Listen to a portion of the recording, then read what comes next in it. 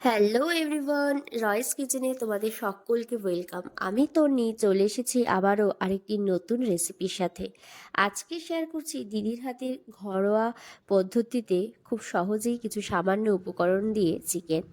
এখানে যার জন্য প্রথমে কিছুটা চিকেনের মধ্যে গোলমরিচ গুঁড়ো আর ওই 2 চামচের মতন টক দই দিয়ে আর স্বাদ মতন লবণ দিয়ে চিকেনটাকে বেশ ভালো করে ম্যারিনেট করে রেখে দিল।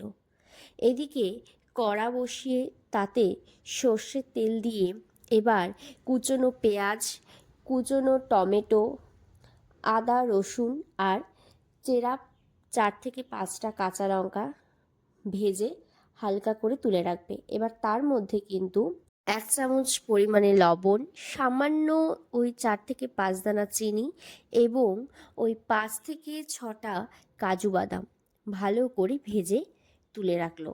একদম খুব লাল করার দরকার নেই, মোটামুটি একটু হালকা ভেজে তুলে রাখলেই হবে। এবার এই ভাজা মশলাটাকে শিলনোড়ায় বেটে নাও।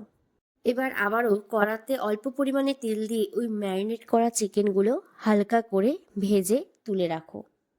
এবার ওই গরম তেলের মধ্যে 2টো শুকনো লঙ্কা, তেজপাতা এবং গরম মশলা ফোড়ন দিয়ে ওই শিলনোড়ায় বেটে রাখা ভাজা মশলাটা দিয়ে দাও। দিয়ে একটু কষিয়ে ওই বাটি ধোয়া জল দিয়ে তার মধ্যে 1/2 চা চামচ জিরে গুঁড়ো, 1 চামচ লাল লঙ্কার গুঁড়ো, অল্প পরিমাণে লবণ দিয়ে এবার ভালো করে ওই মশলাটাকে কষিয়ে নাও।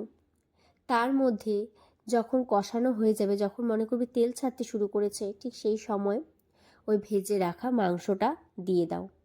দিয়ে ভালো করে কষিয়ে ওপর থেকে ওই 2 কাপ মতন গরম জল অ্যাড করা হয়েছিল, দিয়ে আবারও বেশ কিছুক্ষণ কষিয়ে কাসুরি মেথি দিয়ে নামিয়ে নাও। এটা রুটি পরোটার সাথে খেতে কিন্তু দারুণ লাগে। অবশ্যই একবার হলেও বাড়িতে ট্রাই করো। আর হ্যাঁ, আজকের এই রেসিপি তোমাদের কেমন লাগলো অবশ্যই কিন্তু জানিও। আবারও দেখা হবে আরেকটি নতুন কোনো রেসিপির সাথে। সবাই খুব ভালো থেকো।